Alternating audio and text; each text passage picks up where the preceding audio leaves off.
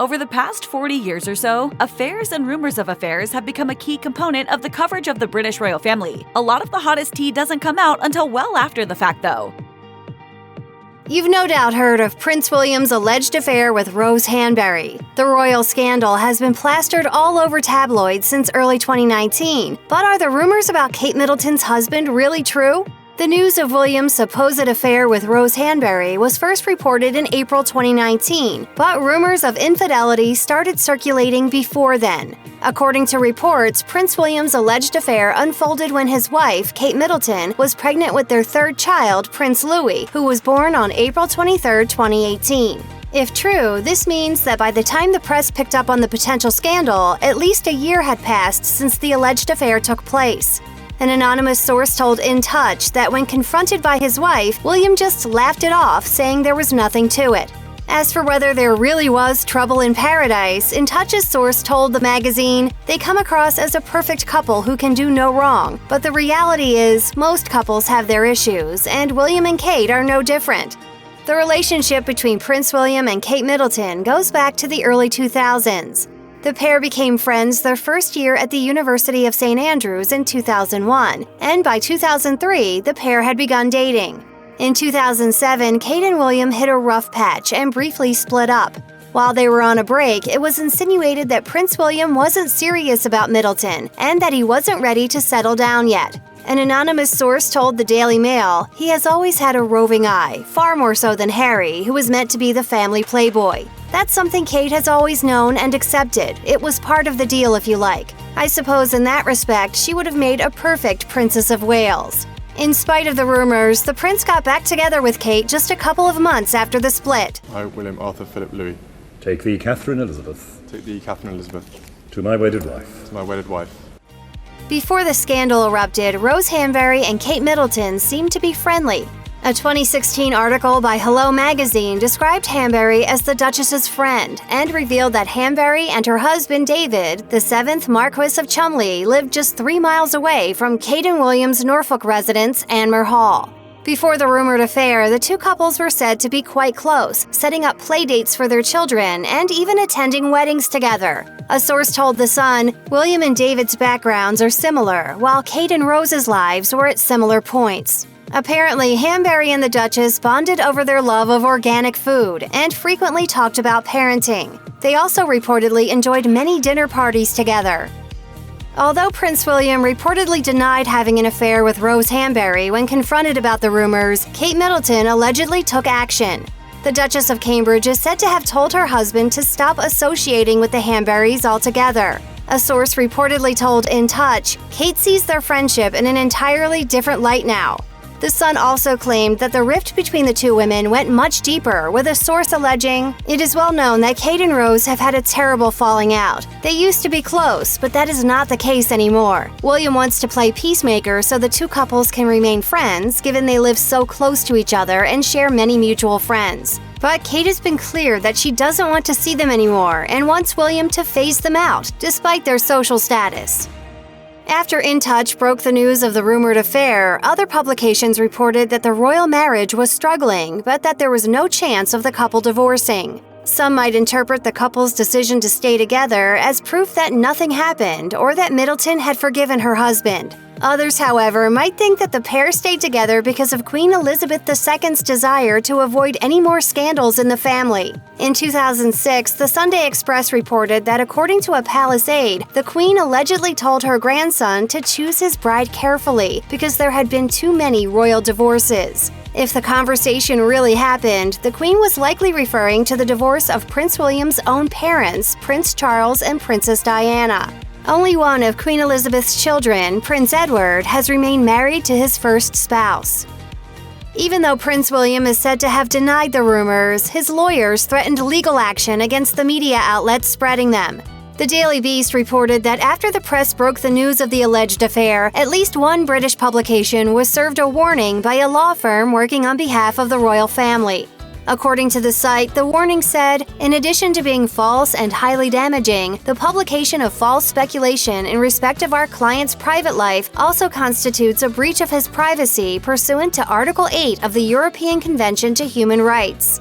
Former royal editor of The Sun, Duncan Larcombe, told the Daily Beast, "The use of a legal letter by William as a future king is very much a move of last resort. If the stories of Kate freezing Rose out are true, then whatever caused the falling out must have been very serious." While traditionally the British royal family would not take specific legal action, William and Harry are willing to do it their own way. The seemingly solid relationship between Prince William and Kate Middleton makes it hard to believe that he would ever cheat. With a beautiful wife and 3 gorgeous kids, the prince looks like he is living in an actual fairy tale. However, Rose Hanbury's life might not be quite as charmed. While Kate and William are close in age and have known each other since their youth, Hanbury's husband is much older. The 23-year age difference even puts them in different generations, as Hanbury is a millennial while her husband is a boomer. It also means that their marriage is statistically more likely to end in divorce. Of their marriage, a source told The Sun, David Chumley let it slip when he had been drinking that Rose is aware of what people are saying about her and William. And it seems Rose's marriage has less romance these days. He's much older than her, and they have different interests. In June 2019, new life was breathed into the affair rumors when Hanbury appeared with her husband at a state banquet for Donald Trump at Buckingham Palace. But the couple's joint appearance was called into question as Hanbury wasn't wearing her wedding ring. A source allegedly told the Daily Mail, "People are worried about her. The most loyal friends are sticking by her, but others, they haven't. On top of that, she has a husband who is away more than he is present. It has been a lonely time." While it's possible that Hanbury has been having marital problems, she might also have been getting her ring resized or cleaned.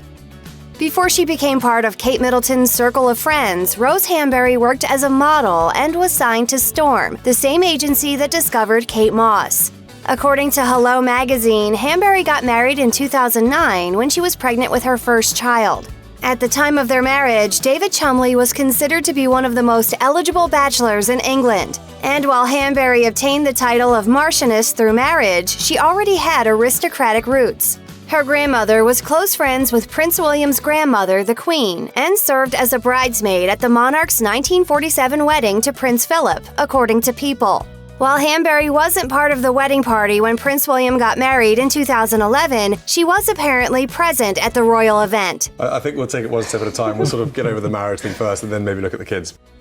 According to the Daily Mail, the friendship between the two couples goes even deeper than playdates and dinner parties. And Rose Hanbury and Kate Middleton aren't the only ones who were said to have enjoyed a close personal friendship. Prince William and David Chumley were also reportedly quite close before the rumored rift. In fact, Chumley's relationship with the royal family goes back even further than his ties with the prince, though. The Marquis is also a close friend of William's father, Prince Charles. Plus, he has an important connection to the Queen. At age 14, Chumley was awarded the title of Page of Honor by Queen Elizabeth II, and he also serves as the Lord Great Chamberlain, which carries official royal responsibilities each year. It's quite likely that the gossip about an affair is nothing more than a vicious rumor that has spiraled out of control. And this wouldn't be the first time the tabloids have tried to pit Rose Hanbury and Kate Middleton against each other. In 2016, the Daily Mail even implied that the friends were frenemies, suggesting that Hanbury's lavish lifestyle might make her even more worthy of envy than the Duchess of Cambridge. However, in March 2019, shortly before the press published rumors of the affair, one source told The Sun, "These hurtful rumors of a fallout are simply false. William and David were in touch with each other over the weekend, not knowing whether to laugh or complain. Both wives are hurt by the suggestion that there is any argument or even a coolness between them. They have plans for future events involving their charity." Meanwhile, a source told the Daily Mail, both couples laughed when it was first carelessly put around and endlessly repeated, even though it was patently not true. As more and more people passed it on, it took on a life of its own and has now become hurtful and toxic. According to one report, Kate Middleton doesn't actually believe the rumors of her husband's infidelity. In fact, it's even been suggested that the Duchess of Cambridge has been distancing herself from Rose Hanbury simply to put any rumors to rest and not give the press any opportunities to photograph them together. An anonymous source told Hollywood Life, Kate and William generally ignore these sorts of nasty rumors, but this one has really rocked them. That's why lawyers are involved. The rumor is so ugly and so false, they couldn't just ignore it. And it doesn't just hurt them. They are very concerned for Rose. She's a married woman with children, and she's not used to this kind of public scrutiny. She's a friend of not only Kate's, but also the entire family, so this is upsetting for everyone. The source also made it clear that the Duchess of Cambridge has pretty thick skin when it comes to rumors in the press and told Hollywood Life, "Luckily, Kate's extraordinarily strong. She's so good at rising above these kinds of things. She trusts William and doesn't want to give the rumors any attention." Aside from Prince William's lawyers warning the press to back off, the royal family has remained quiet about the speculated affair, as well as the alleged rift between Rose Hanbury and Kate Middleton. Hanbury's family is also refusing to add fuel to the rumors and has been avoiding the press. Just before the news broke of the alleged affair, the Scottish Mail on Sunday asked Hanbury's parents about the rumored royal rift. Hanbury's father reportedly told the publication, "Nothing to say about it. Got no comment. There is no comment." Rose has kept quiet when it comes to the affair rumors. However, a representative for the Chumleys said in a statement to the International Business Times, "There is no foundation to any of the tabloid articles that have appeared. There is nothing else to say whatsoever." Considering the fact that Rose attended church with Kate and William in early 2020, it would seem that the former friends have put their differences aside. But we'll probably never know the truth about Prince William's alleged relationship with Rose Hanbury. What exactly is Camillagate? What inappropriate things did Prince Charles say about Camilla Parker Bowles' pants? And how did Princess Diana react to the scandal? Before they exchanged sordid comments down a telephone line, Prince Charles and Camilla Parker Bowles were just two young people in love. The prince reportedly first met Camilla Shand at a polo match in 1970. The two started dating, but it's unclear how serious the relationship was meant to be. At the time, Camilla was reportedly hoping to get back at her ex-boyfriend, Andrew Parker Bowles, who had been linked to Charles's sister, Princess Anne. During an appearance at Henley Literary Festival, royal biographer Penny Junor explained, "So, when Camilla was introduced to Charles, he thought she was a bit of all right, and she thought, Andrew is at the moment off with Princess Anne. I'll teach Andrew a lesson." Sadly, Camilla and Charles split up when the prince went out on an assignment with the Royal Navy.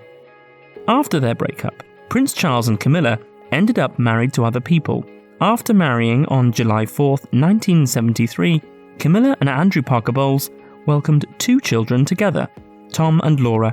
Meanwhile, Prince Charles first met Princess Diana in 1977, while he was dating her older sister. I remember thinking what a very jolly and amusing and attractive 16-year-old she was. Charles and Diana started dating in July 1980, and the prince proposed in February 1981. The pair married on July 29, 1981, in a wedding that was televised to 750 million people worldwide. They went on to have two children together, Princes William and Harry. Prince Charles and Camilla Parker Bowles reportedly rekindled their affair around 1986. In Andrew Morton's biography, Diana, Her True Story in Her Own Words, the princess revealed that she became aware of the relationship and decided to confront Camilla about it. As Diana told Morton, "I said, I know what's going on between you and Charles, and I just want you to know that." And she said, "Oh, it's not a cloak and dagger situation." However, an illicit phone call between Charles and Camilla would quickly make their affair very public. In 1989, Charles and Camilla were secretly recorded engaging in a very intimate phone call. The recording seemed to make it clear that Charles and Camilla were in a sexual relationship that had been going on for some time. In an uncomfortable exchange, Charles even told Camilla that he'd like to become a pair of trousers or a tampon so that he could be closer to her. When a transcript of the phone call leaked to the press a few years later, it pretty much put an end to both of their marriages. Howard Hodgson, author of Charles, the Man Who Will Be King, revealed that the prince feared he would never live the scandal down, writing, "He knows that people not sympathetic to him or the monarchy will recall it at the time of his coronation and at all other meaningful moments in his life. As a result, Charles reportedly continues to be plagued by how the scandal has impacted his family members, with Hodgson revealing in his biography of the prince, he remains deeply ashamed of the embarrassment that he caused his mother, deeply sorry for the pain it caused both his and Camilla's children.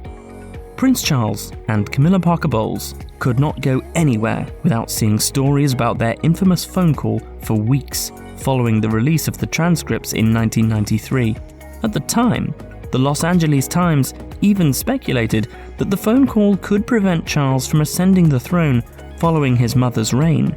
It was reported that Camilla and Charles sounded as if they had been conducting their relationship for years at the time of the recording, which only further fueled speculation. However, the release of the transcript pointed to a much bigger issue, with some suggesting that the monarchy itself might be unknowingly under surveillance. Discussing the incident, Lord Rees-Mogg told the BBC, "I think one has to ask whether it was done as part of the security screening, and whether what has happened is that the royal family were being taped as part of MI5's security service operation." Following the release of the raunchy phone call, it wasn't long before Charles and Camilla decided to end their respective marriages for good. In January 1995, Camilla and Andrew Parker Bowles shared a joint statement announcing their separation. Meanwhile, Prince Charles and Princess Diana had announced their separation in December 1992, though their royal divorce took much longer to work through. At the time, a statement from Buckingham Palace said, "The fact is that, with great sadness, they have recognised that their continuing relationship would be better under separate domestic arrangements. They are still fond of one another and fully supportive of one another's intentions to fulfil their individual public duties as wholeheartedly as before." Well, there were 3 of us in this marriage, so it was a bit crowded. Charles and Diana's divorce was finalised on August 28, 1996. In the divorce settlement, Princess Diana reportedly received a lump sum payment of approximately $22.5 million, in addition to $600,000 per year for the maintenance of her office. Following his divorce from Princess Diana, Prince Charles took his relationship with Camilla Parker Bowles from the phone line to the public eye. In 1997, the pair celebrated Camilla's 50th birthday with a big party at Charles's home, and their romance was anything but secret. However, tragedy struck on August 31st, 1997, when Princess Diana was killed in a car crash in Paris. Her sudden death shocked people all over the globe. While the world mourned Princess Diana, Charles and Camilla tried to keep their relationship under wraps. After keeping a relatively low profile, The Guardian reported in 1998 that Camilla had been introduced to Charles's sons, Prince William and Prince Harry. However, the Queen didn't warm to Camilla quite as quickly, and she was reportedly unhappy when Camilla threw Charles his 50th birthday party. Eventually, everyone seemed to come around to the idea of Charles and Camilla as a couple, and they married in April 2005. But no one's ever forgotten that fated phone call. Do Prince William and Kate really want to move into this house? A royal sex scandal from 70 years ago still haunts the place. Kensington Palace has confirmed Catherine Middleton and Prince William's move to Adelaide Cottage in Windsor.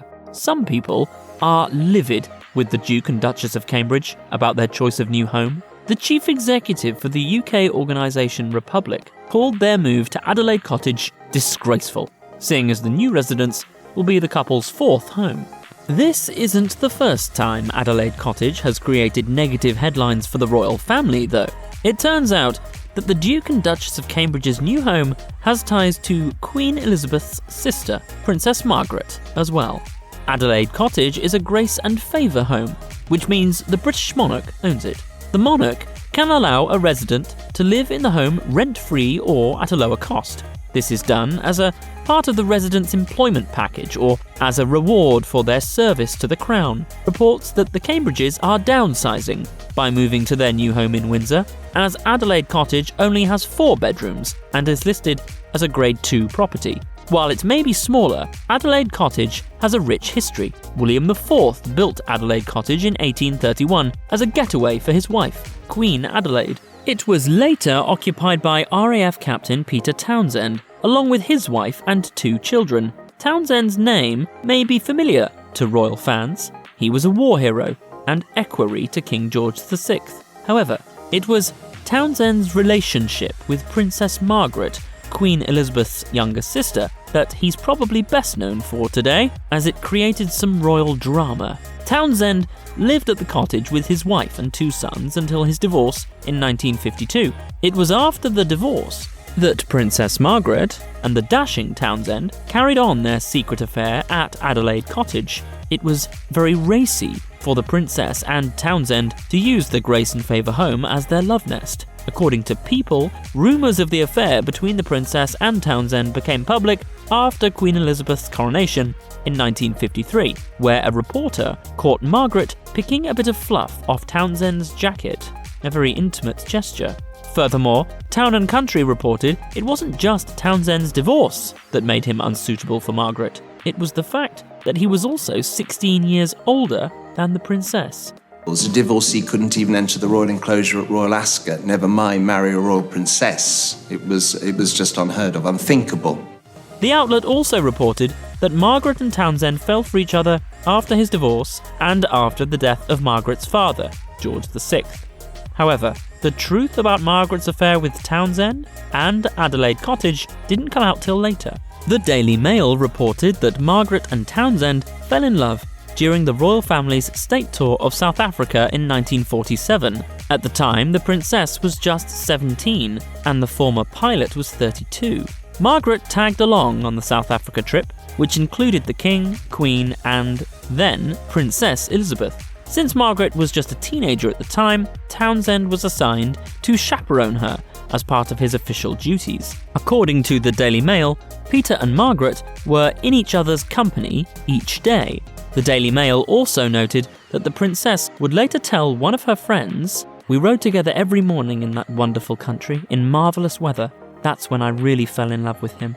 In the 2017 biography, Ma'am Darling, 99 Glimpses of Princess Margaret, Craig Brown wrote that the princess and Townsend started seeing each other when Townsend was still married with 2 sons. Brown also claimed that Townsend had asked for a room next to the princess during a royal event in Northern Ireland. It goes without saying that a teenager falling in love with a married father of 2, who is twice her age, would be shocking even in today's tabloids. It's no wonder Princess Margaret's love affair with Townsend was such a huge tabloid story over half a century ago. Between family intrigue and lavish public affairs, Princess Diana rarely experienced a dull moment. But when it came to her passionate affair with writing instructor James Hewitt, she just couldn't rein it in. Princess Diana led a very public life as soon as she got engaged to Prince Charles. In fact, Diana, dubbed the People's Princess, was unmatched in celebrity in the years following her superstar wedding. To say that people were obsessed with her would be a massive understatement, but that doesn't mean she didn't have some secrets. For instance, when she first met Major James Hewitt, who would later become her lover, she was still taken. Princess Diana married Prince Charles at St. Paul's Cathedral on July 29, 1981, and their wedding was a monumental event. But marriage to one of the most powerful men in the world didn't stop Diana from falling for Hewitt. The pair met 5 years after the wedding in 1986, and since Diana was a huge public figure, Hewitt obviously knew that she was married when they met. Of course, when it comes to affairs of the heart, nothing is off limits.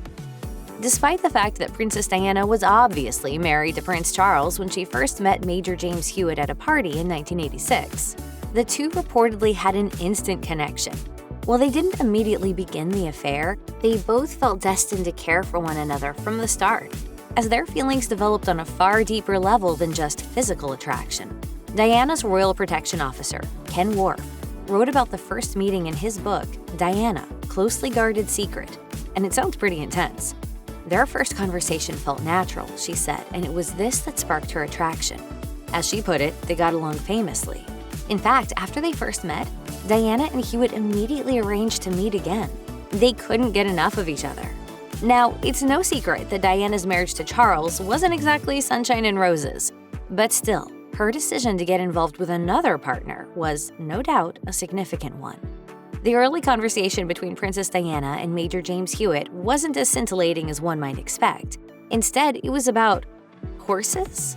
As Ken Worf describes in his book Diana, Closely Guarded Secret, he told her he was a riding instructor, and when she confessed she was afraid of horses, offered to help her overcome her fear. Diana spent more time with Hewitt as he taught her how to ride, and the affair took off from there.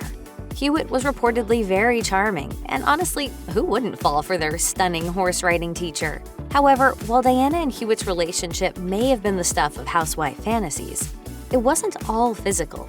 Describing the nature of their affair in his book Diana, Her True Story in Her Own Words, royal biographer Andrew Morton writes that Hewitt provided Diana with amusing and sympathetic companionship at a time when she needed a shoulder to lean on because of her husband's neglect. Naturally, a relationship blossomed. Though Princess Diana and Major James Hewitt started spending time together when he gave her riding lessons, Hewitt wasn't the one who initiated their physical relationship.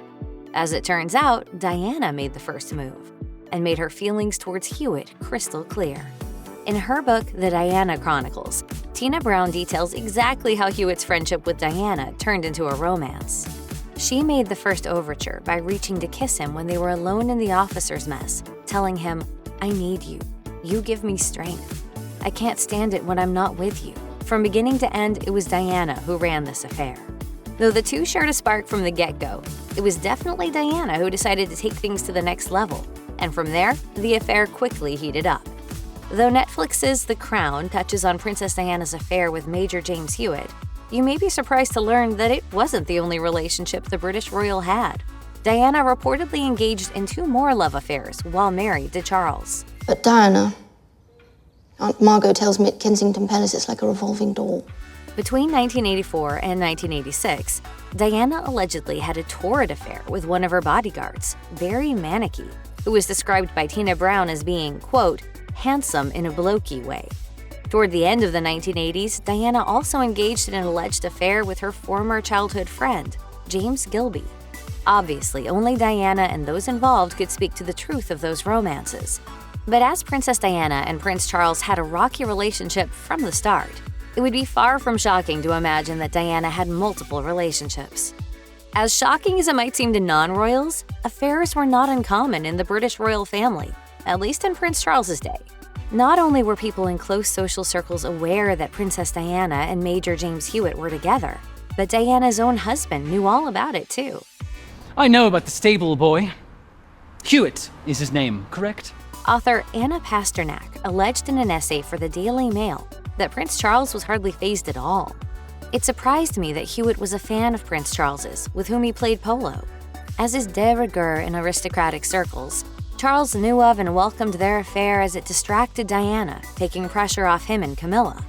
Yep, while Diana was in a relationship with Hewitt, Charles was also in a relationship with Camilla Parker Bowles, whom he ended up marrying after Diana's death. Perhaps because he was so consumed by his own affair, it's clear that Charles was far more inclined to let Diana have her new fairy tale. The relationship between Diana and Hewitt became slightly complicated when he was sent abroad for work, as he was given command of a tank squadron in the late 80s. Obviously, Princess Diana was heartbroken that Hewitt left town, but the two actually stayed in touch via love letters. Indeed, Diana and Hewitt shared some steamy love notes. For the most part, Diana's letters to Hewitt were sweet and a little sultry. There's a surprise coming out to you, hopefully a nice one, something I hope you'll like. If not, I want it back. There is nothing like whetting your appetite.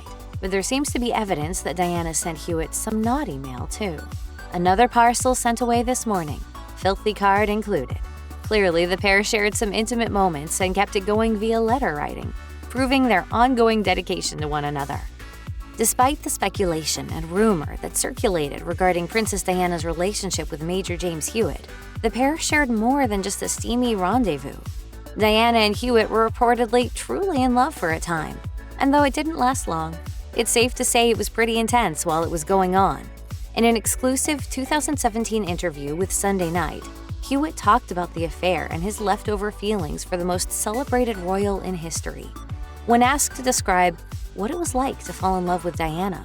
He said, "Because it's over a gradual period, and then, suddenly you can't, get enough of each other." Hewitt also revealed how the two would spend their time together, and it sounded remarkably simple, comfortable, and lovely.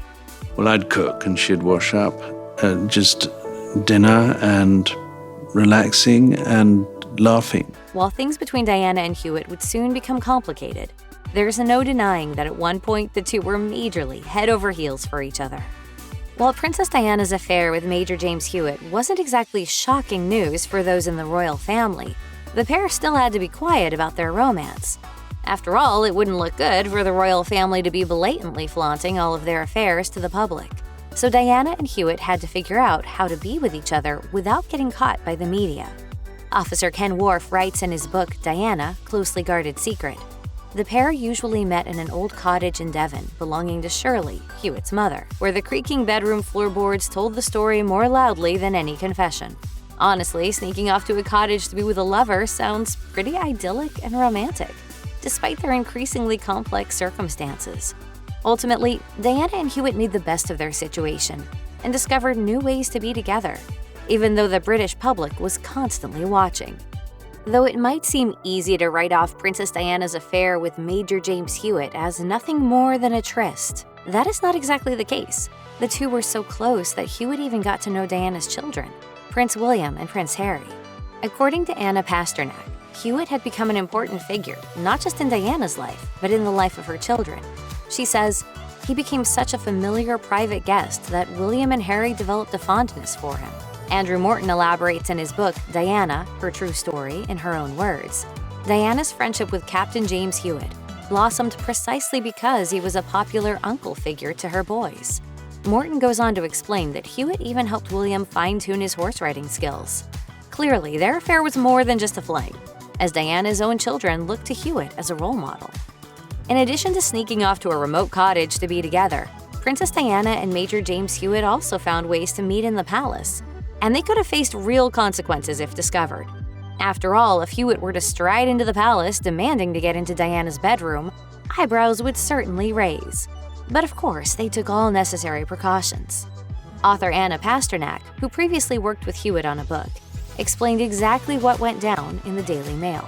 Hewitt was regularly bundled into car boots and driven to Kensington Palace when their affair ensued. He told me he was terrified the first night he stayed in Kensington Palace, relieved at least that Charles and Diana had separate bedrooms. Clearly, Diana and James Hewitt had an ardent and heartfelt love affair. And while the two probably both knew that it couldn't last forever, perhaps neither of them could have predicted how it would end. As it turns out, their relationship didn't end because Prince Charles was upset, or even because of any tips to the media. They ended their affair because Hewitt essentially abandoned Diana for his job. Hewitt was given an important military post, a promotion which required him to travel away from England. In his book, Diana, Closely Guarded Secret, Diana's bodyguard Ken Worf explains how this change became the final straw for the princess. Diana felt betrayed. He had chosen his career over her. At first, she did everything she could to prevent him from going, even threatening to speak to his commanding officer. When James refused to give up his career, Diana let the affair wane. It couldn't have been easy for Diana to end things with Hewitt, but because her marriage was crumbling, she likely needed someone that could be right there for her, and at this point it was clear that Hewitt was no longer that person. Princess Diana and Major James Hewitt's relationship was certainly well known throughout royal circles, and just about everyone knew that Prince Charles had betrayed his promise of loyalty to Princess Diana. However, Hewitt betrayed Diana in an entirely new way when he collaborated with author Anna Pasternak on the book Princess in Love, laying out the details of their affair 2 years after their breakup. It was that book that hurt Diana the most. In 1995, about a year before Princess Diana and Prince Charles got divorced, Diana gave her famous interview with BBC's Panorama. When asked whether she also broke her marriage vows with Hewitt, she responded, Yes, I adored him. Yes, I was in love with him. But I was very let down. Clearly, Diana still had fond feelings toward Hewitt, but because of his ultimate betrayal of her with a cash grab tell-all, those feelings soon became part of the past. Because one of Major James Hewitt's defining traits is his flaming red hair, many tabloids were quick to assert that he was actually Prince Harry's father. Obviously, Harry also has red hair, but such a trivial physical attribute does not a biological father make. Not only has Hewitt himself denied those rumors, but they're just not possible. In Diana, Closely Guarded Secret, Ken Worf writes, "A simple comparison of dates proves it is impossible for Hewitt to be Harry's father." He goes on to reveal that Princess Diana herself knew of the painful false narrative while it was being spread, confessing, "Only once did I ever discuss it with her, and Diana was in tears about it." In a 2017 interview with Sunday Night, Hewitt once again plainly denied the allegations that he was secretly Harry's father and expressed his remorse at the exploitative rumors circulation. That's heartbreaking for you, for him. It's worse for him, probably. Poor chap. So there you have it. Diana and Hewitt might have had an intense love affair, but there was no love child. You'd think that marrying a real-life prince would be a fairy tale, but in the case of King Charles and Queen Consort Camilla, the path to happily ever after was anything but. In the ITV documentary The Real Camilla, HRH, or Her Royal Highness, the Duchess of Cornwall, it was noted that Lord Mountbatten, Charles's great-uncle, was not a fan of his relationship with Camilla. You mean the donkey walloper, Parker Bowles?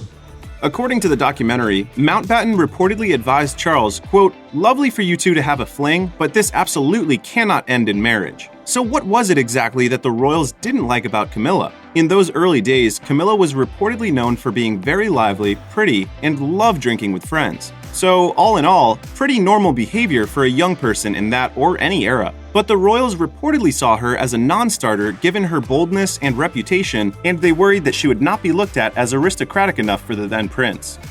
It seemed as though Charles and Camilla were simply not meant to be, and their early relationship in the 1970s fizzled as Charles pursued his naval career. When he returned from his naval post, Charles learned that Camilla and Andrew Parker Bowles, her longtime boyfriend, were finally tying the knot, and the prince was said to be devastated. After learning the news, Charles reportedly wrote to a friend, quote, "I suppose the feeling of emptiness will pass eventually," noting that he no longer had someone to return to. And so it was, Camilla and Andrew married at the Guards Chapel on July 4th, 1973, with the Queen Mother and Charles's sister, Princess Anne, in attendance no less. Camilla's marriage was not enough, however, for her to stop seeing Charles. According to the ITV documentary, Camilla quickly returned to Charles's gaze given her husband's own infidelity. A source revealed in the documentary she was unhappy that she was the betrayed woman. This was the real problem. That's what sent her back into the arms of Prince Charles.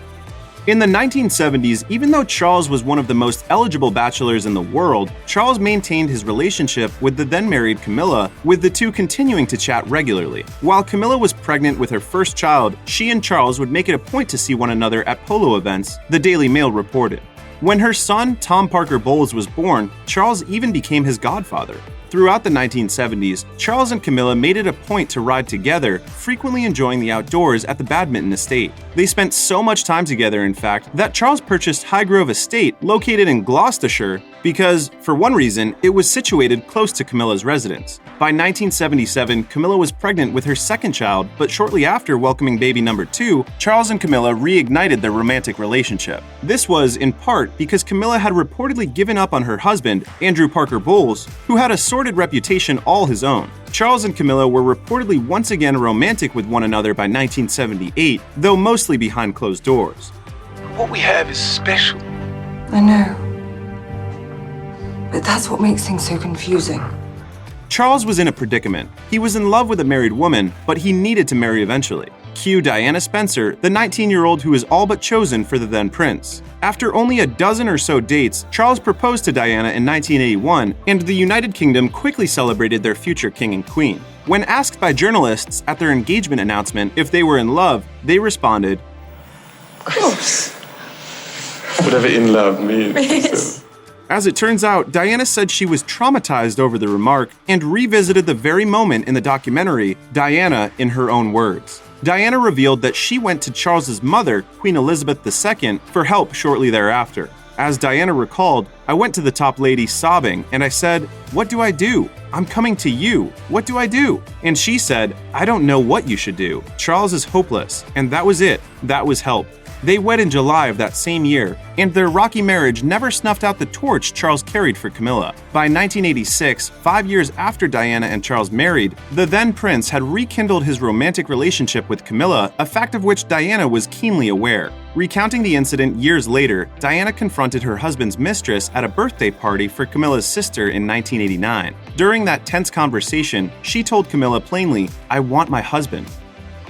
Rumblings about Charles and Camilla's relationship plagued the then prince throughout his marriage to Diana. The two had already separated in 1992, but all hell broke loose in 1993 when the Camillagate tapes ravaged the front covers of publications all over the world. What happened was that a recorded phone conversation between Charles and Camilla had been leaked to the press, first showing up in the Australian publication New Idea, and shortly thereafter in The Sun. The transcript of the conversation was shocking, particularly for what it revealed about the married heir to the British throne. We'll spare you the second-hand embarrassment of some of the call's details, but suffice it to say, the conversation ended with, quote, "Love you forever," and "Bye, darling." That made it abundantly clear that the pair still had a romantic connection despite both being married to others.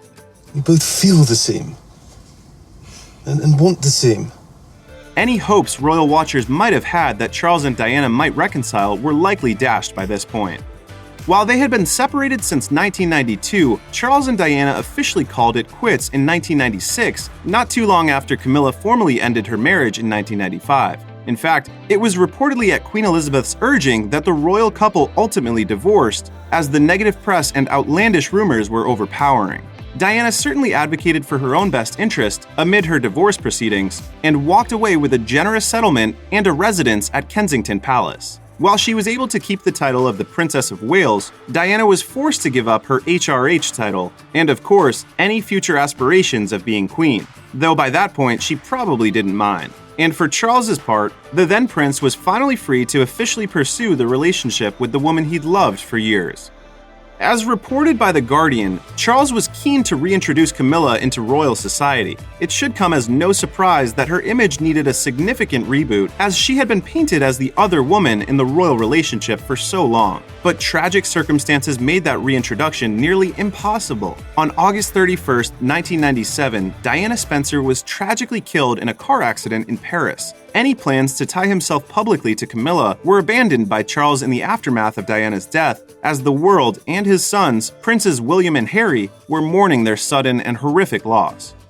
By summer 1997, Charles approached Queen Elizabeth about bringing Camilla into the royal circles, according to Tom Bower's book, Rebel Prince: The Power and Passion and Defiance of Prince Charles. The Queen, alleged in the book as having drunk several martinis at that point, did not give her son the answer he was surely looking for. Bowers wrote, "To Charles's surprise, she replied forcefully. She would not condone his adultery, nor forgive Camilla for not leaving Charles alone to allow his marriage to recover." Bower further revealed that Her Majesty called Camilla, quote, "that wicked woman," and that she wanted nothing to do with her. By the early 2000s, Queen Elizabeth was said to still be very stubborn regarding all Camilla-related matters, despite the couple having the support of Elizabeth's younger sister, Princess Margaret, who'd also had a rather sordid royal love affair that ended badly. While Margaret was on Charles and Camilla's side, the Queen was staunchly against the relationship. It was only after the Queen Mother died in 2002 that Elizabeth started to defrost the ice-cold tension, but things still remained cold for quite some time.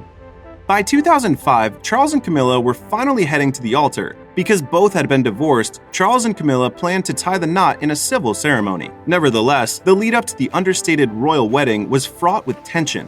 The Mirror reported that Queen Elizabeth continued to exclude the soon-to-be Duchess of Cornwall from official royal dinners and ceremonies. Elizabeth also announced that she would not be attending Charles and Camilla's wedding, and though she hung her decision on her high role within the Church of England, which would have supposedly clashed with the civil ceremony, it wasn't exactly a good look for the couple. Despite the Queen's pointed absence, Charles and Camilla finally tied the knot that year, more than 30 years after they had initially met. The celebratory day, however, was not without its own unique stresses. For starters, the morning of the wedding, Camilla was in bed with a sinus infection, and the ladies around her were genuinely worried that she wouldn't be well enough to attend her own wedding. Vanity Fair noted that it took 4 people to convince Camilla to get out of bed on the actual wedding day. It was only when her sister threatened to put on Camilla's wedding dress herself that the bride-to-be collected the strength to get ready. As for the wedding itself, the civil ceremony was said to be laid back, by royal wedding standards at least, and Queen Elizabeth and Prince Philip hosted a reception afterward. Despite the seeming olive branch from the Queen, the Mirror noted that the monarch didn't speak to Camilla at the reception at all and only interacted with her for 52 seconds during an official photo op.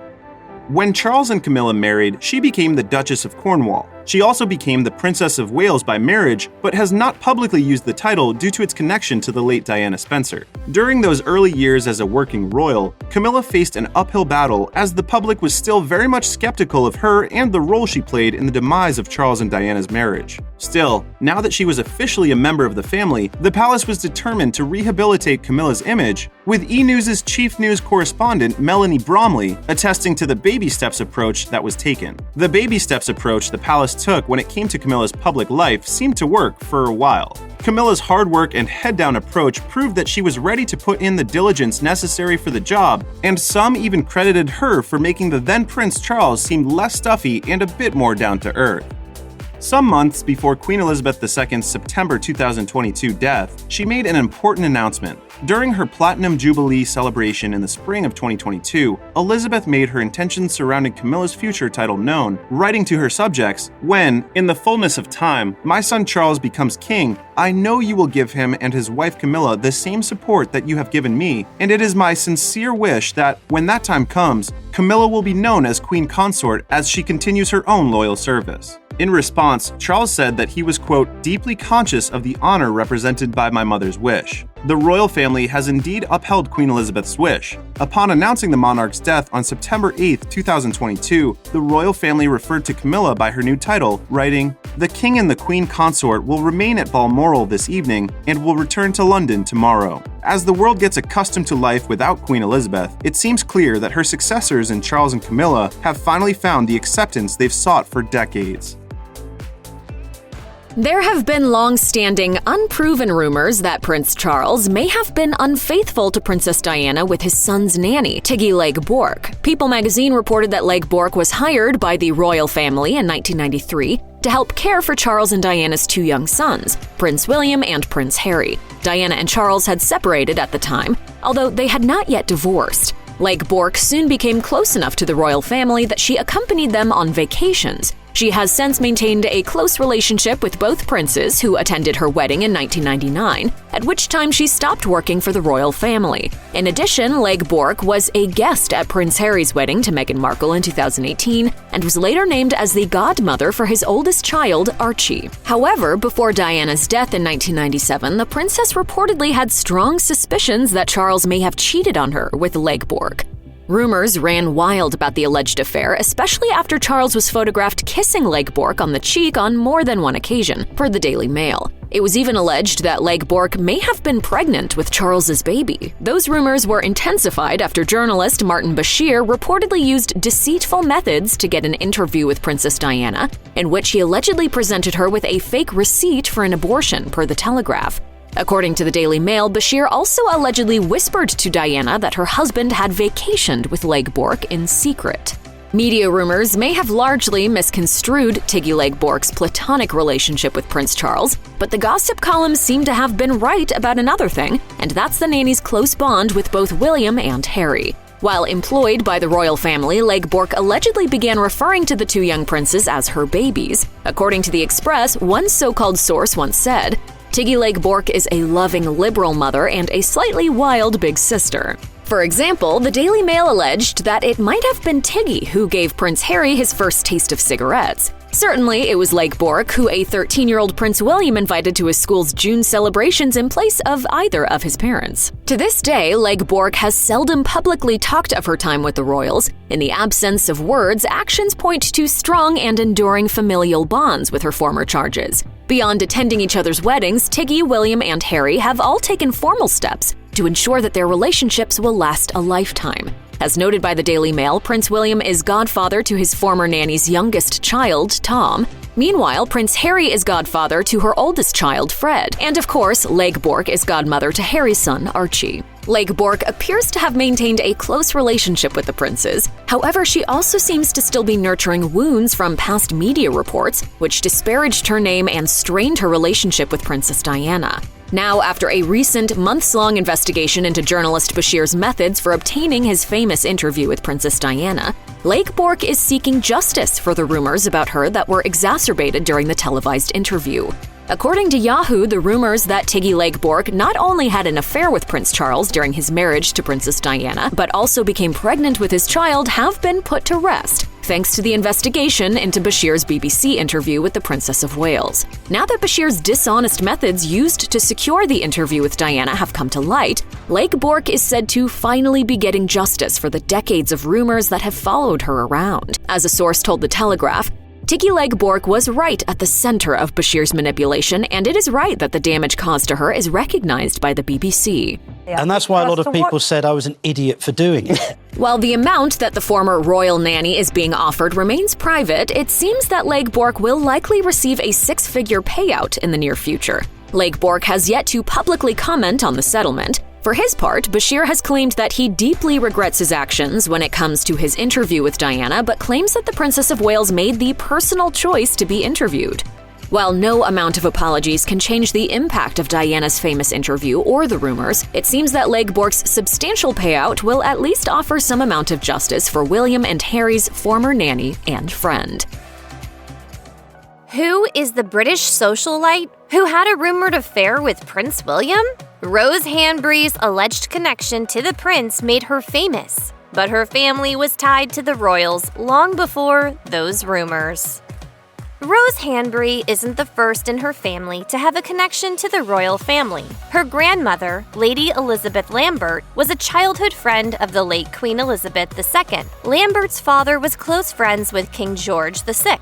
Lambert was one of the 8 bridesmaids who escorted Elizabeth on her wedding day to Prince Philip in 1947. When it was Lambert's turn to get married to Mark Longman, Elizabeth, Margaret, and the Queen Mother all attended the nuptials. The friendship between the two women spanned throughout their years as mothers as well. Elizabeth became the godmother to Lambert's eldest daughter, Caroline Longman, and had their daughters continue the tradition of meeting at Buckingham Palace.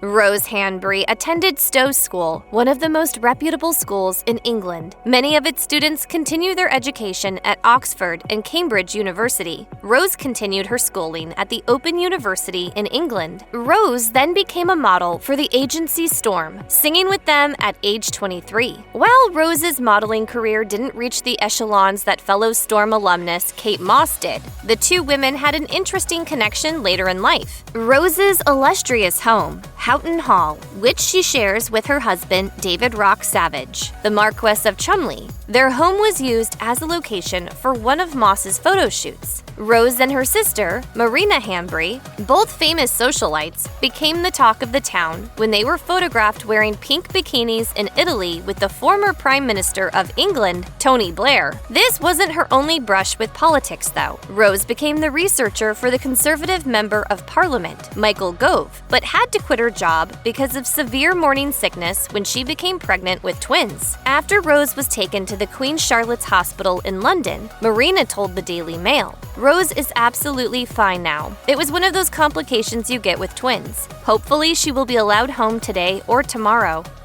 Rose Hanbury's husband, David Rock Savage, has 2 homes. The first, Cholmondeley Castle, is located in Cheshire, England. The castle itself was built in the 19th century, but the land has been in the Cholmondeley family since around 1100 AD. The gardens are open to the public, so tourists can take in the famous Rose Garden, the Temple Garden, and a carefully cultivated path called the Lavinia Walk. We've got the subtle, we've got the fantastic, we've got lots of colour, lots of texture. While the castle is a jaw-dropping piece of English history, Hanbury and her family live in the second property, Houghton Hall in Norfolk. It is frequently called a Palladian Hall due to its classical architecture, influenced by the Italian architect Andrea Palladio. This home also has a lot of history. It was built for Sir Robert Walpole, the first Prime Minister of Great Britain. The home itself is absolutely outrageous. It boasts 106 rooms and houses a museum-worthy collection of both classical and modern art. The home is as expensive as it is opulent, and like Cholmondeley Castle, curious visitors can book tours to explore the grounds and even parts of the interior from April until October each year. Houghton Hall actually has its own Instagram page, with several candid shots of Hanbury, her husband, and their children, so it's safe to assume that Hanbury has a hand in the social media presence of her famous home. It's also very close to Prince William and Princess Catherine when they take up residency at their Norfolk home, Anmer Hall.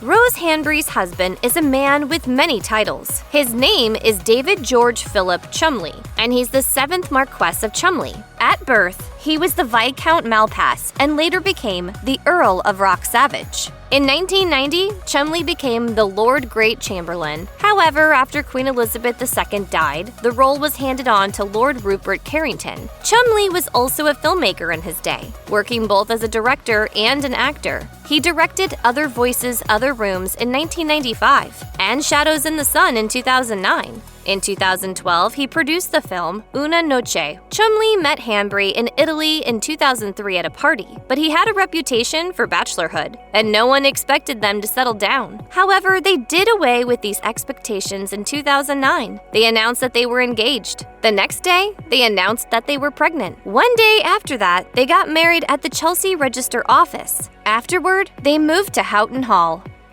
The couple now has 3 children. When the couple announced that they were pregnant and got married the day after, Hanbury was pregnant with twin boys. Their sons are Alexander, Earl of Roxavage and heir apparent, and Oliver, Lord Cholmondeley. There was an interesting way in which they decided who the heir would be, which is no small decision, since he inherits the title as well as a multi-million-dollar estate. According to the Telegraph, since the sons were born almost exactly at the same time via C-section, they chose the heavier of the twins. A friend told the tabloid, they have decided that the 8th Marquess will be the boy who weighed more at birth. There was only 8 ounces in it, but they will be a very significant 8 ounces. England needs an heir.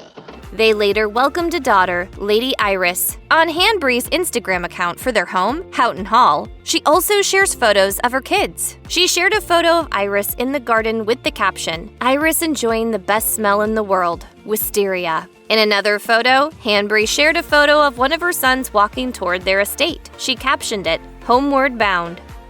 Just because she's rich and famous now doesn't mean that Rose Hanbury doesn't get involved in collabs and projects. On May 4th, 2022, Hanbury shared a series of photos on Instagram announcing her collaboration with interior design brand Cabana, linked with her home, Houghton Hall. She captioned the photo, "A night to remember, a candlelit dinner in the marble parlor at Houghton Hall," to celebrate the launch of Cabana X Houghton Tableware Collection. The photos showed an exquisitely laid table with long taper candles and elaborate flower arrangements. While they're beautiful, the tableware doesn't come cheap. One water glass costs $210, a tablecloth costs $495, and a rather ornate piece called the Houghton Hall Silver Swan Vessel costs $1,995.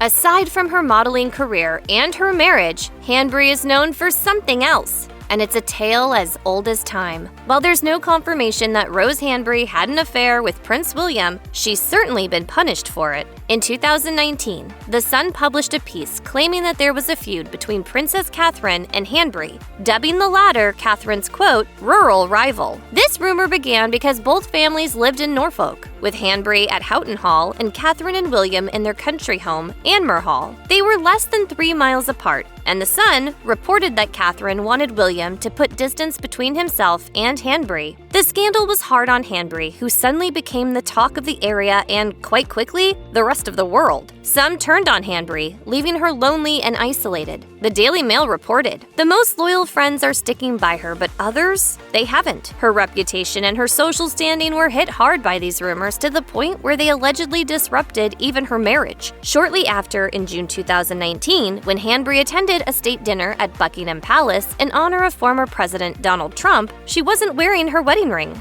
Mr. President. While it's the royal way to never complain or explain, the rumors about Rose Hanbury and Prince William's affair reached such a fever pitch that both sides claimed to consider legal action. according to the Daily Mail. At the time, however, sources claimed that both families stalled on the idea because none of the outlets reporting on the alleged affair had anything substantive with which to back up their stories. The problem was, of course, that the rumors besmirched both the marriages of Prince William and Princess Catherine and that of Hanbury and her husband. Not only were Catherine and Hanbury friends before the scandal, but William and Cholmondeley were also reportedly friends, and the situation became increasingly awkward. At last, and somewhat surprisingly, the royals did take action, turning to the London law firm Harbottle & Lewis, who sent a letter to a British publication calling the rumors false, highly damaging, and a breach of privacy. Nevertheless, this hasn't stopped countless publications from covering the story. The rumored affair certainly made life harder for Hanbury, but that hasn't stopped her from participating in royal events. Before the gossip broke, she was a familiar face at Buckingham Palace. Then, of course, there was the state dinner for former President Donald Trump in June 2019, where Hanbury was present without her wedding ring. In March 2022, Hanbury and her husband attended the memorial service for the late Prince Philip at Westminster Abbey. She wore a black pillbox hat and a long black coat dress to honor the late prince. In September 2022, when Queen Elizabeth II died, Hanbury also attended her funeral, arriving before the procession of the immediate family.